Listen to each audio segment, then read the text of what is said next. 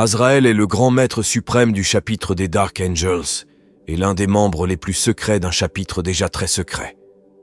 Il a été recruté parmi les sauvages du monde sauvage Chiméria, mais ne montre aucun de leurs comportements incultes. Il est surtout connu pour, outre son leadership des Dark Angels, prendre soin de la bannière du chapitre, récurer Truan 9 et écraser une secte techno-revivaliste pendant le soulèvement de Phase 5. Pendant des décennies, il disparut ensuite, mais dut fournir des services convenables au chapitre, car il devint plus tard membre de la Deathwing, capitaine de la 3e compagnie, puis maître de la Deathwing en 917 du 41e millénaire. De là, il a mené l'assaut qui a tué le gouverneur démoniaque de Sephlagm, avant de soumettre le monde à l'Exterminatus. Il a acquis une renommée accrue lors de la campagne Vendetta. Leader charismatique et dynamique, il était une source d'inspiration pour ceux qui combattaient à ses côtés.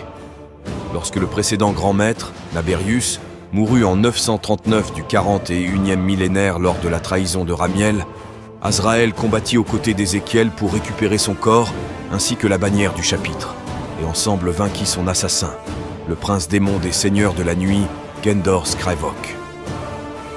Après la bataille, Azraël a été rapidement promu et a reçu le titre de gardien de la vérité et siège désormais à la tête du cercle intérieur. Non seulement il mène les Dark Angels au combat, mais il orchestre également la chasse aux déchus et garde les secrets les plus précieux et les plus terribles du chapitre, dont beaucoup ne sont connus que de lui et des maîtres des chapitres précédents avant lui. Vers la fin du 41e millénaire, Siffer s'est rendu à Azraël et l'a non seulement informé que le roc détenait le moteur Tushul-Cha, altérant le temps, mais Castellan et Typhus recherchaient des appareils similaires. Après l'intervention des Watchers in the Dark, Azraël accepte de travailler avec Siffer et ils finissent par rassembler les trimoteurs, créant une faille de distorsion sur Caliban. Cependant, alors que les déchus tentent d'entrer dans le portail et potentiellement de changer l'histoire et implorent Ézéchiel de laisser l'histoire se dérouler, Azraël ordonne à contre-cœur à Tushul-Cha de disperser tout le monde de la faille. Cependant, Azraël n'a pas précisé à quel moment il voulait dire, et les morts sur Caliban 10 000 ans auparavant étaient également dispersés. Cela conduit à la sombre réalité selon laquelle Azraël lui-même pourrait avoir été indirectement responsable de la dispersion des déchus par la boucle causale. À la suite du désastreux massacre de Darkmoor, Azraël a organisé un sommet de tous les grands maîtres suprêmes des chapitres non pardonnés du roc. Pendant le sommet, Roboute Guilliman et sa nouvelle croisade Indomitus accostent sur le roc et livrent les renforts Space Marine Primaris indispensables. Soulagé que Guilliman ne connaisse apparemment pas, ou du moins ne se soucie pas de la vérité sur The Fallen, Azraël engagea ses forces dans la nouvelle croisade Indomitus. Dans l'ère Indomitus, les Dark Angels ont accepté les nouveaux Space Marine Primaris par nécessité, mais le cercle intérieur reste sceptique quant à leur présence, mais ils n'ont pas suivi les rituels stricts et les tests de loyauté présents dans le reste du chapitre. Le cercle intérieur a commencé à débattre de leur mérite à rejoindre leur rang.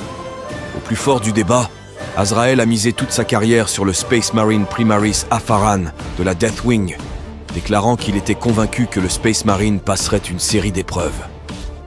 Azraël a personnellement supervisé les épreuves d'Afaran, et par la suite, il ne pouvait y avoir aucun doute sur la valeur des Primaris à rejoindre les rangs du cercle intérieur.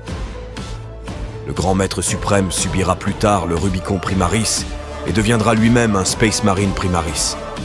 Bien qu'Azraël soit encore en train de guérir de ses blessures, il mène désormais les Dark Angels contre Abaddon le Spoliateur et le complot du démon Vashtor visant à détruire l'Imperium, qui a pris le chapitre entre ses mâchoires.